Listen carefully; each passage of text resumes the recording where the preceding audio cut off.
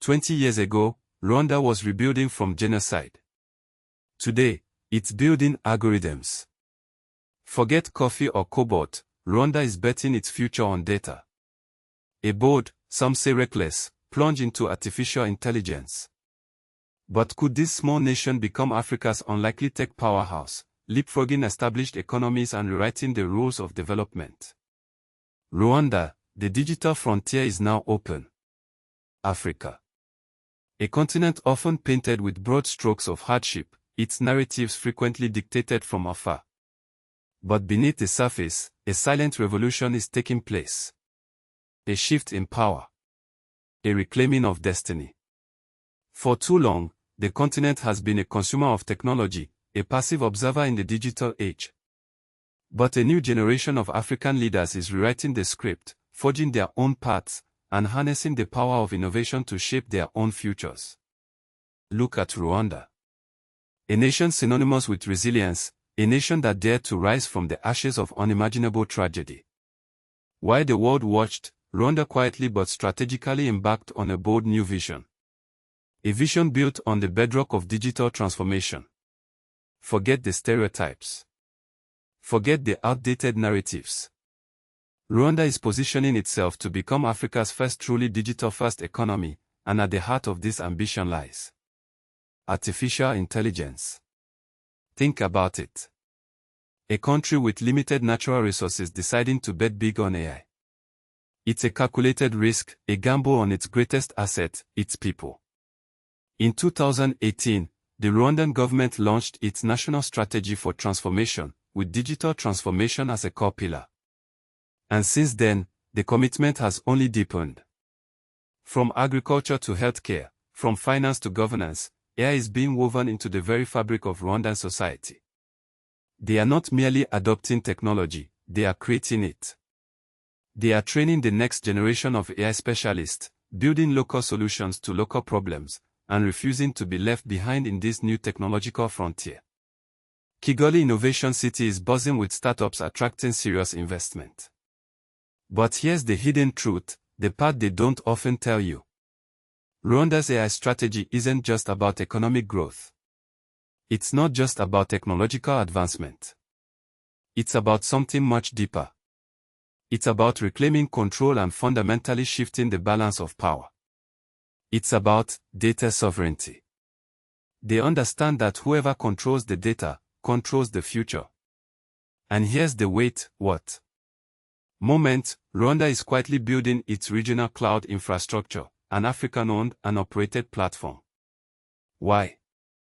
To keep African data inside Africa.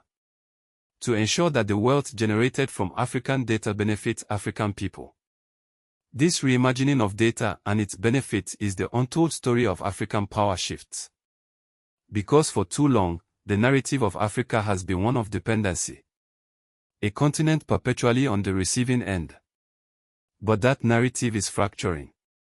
Shifting. And Rwanda's bold ambition in AI isn't some isolated incident.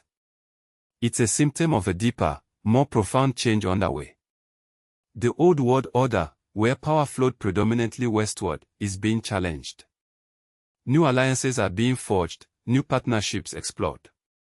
Look, let's be clear, traditional Western investment hasn't always delivered the transformative change promised.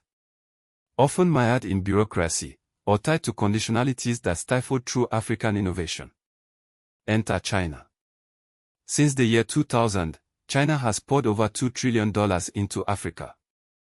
That's correct, $2 trillion. To put that into perspective, that's more than the entire US Marshall Plan invested globally after World War II. Roads, railways, ports, and digital infrastructure, the physical arteries and the very nervous system of a modern economy. And this investment, while not without its complexities, undeniably created opportunities. Opportunities for African nations to dictate their own terms, to build economies resilient to the ebb and flow of Western influence. Opportunities to chart their own course. But these partnerships are about more than just infrastructure. They are about technology transfer, about knowledge sharing. About a new paradigm of cooperation. But, and this is where it gets interesting, the real power isn't just in building railroads. It's in owning the algorithms that run the trains. It's not just about the ports, it's about the AI that optimizes the logistics. It's not just about infrastructure, it's about innovation. Which brings us back to Rwanda. While the world focused on Chinese investment in physical infrastructure, Rwanda was quietly building its digital one. And here's the what moment: Rwanda aims to be the first country in Africa to offer AI as a service. Yes, you heard that correctly. Selling AI solutions, not just consuming them. And aiming to export that expertise across the continent, and even beyond. So, what does Rwanda's ambitious AI play mean for the rest of us on the continent? It's a blueprint, isn't it? A powerful example of how strategic investment in technology can leapfrog developmental hurdles and position Africa as a global player, not just a consumer. This isn't just about algorithms and data sets, it's about African agency. It's about defining our own future, harnessing innovation to solve uniquely African problems, and ultimately, creating a digital-first economy that benefits all Rwandans. And, hopefully, inspires the rest of us. It's a bold vision, one that demands critical examination and open discussion. You can show your support for Pan-African storytelling and independent journalism by grabbing some gear over at panafric.com/merch.html. Merch starts from $29. But the question remains, is the reality on the ground reflected in the headlines? Was there another side to the story that didn't make it into that government presentation? What do you think? Did they hide the truth? Thinking face.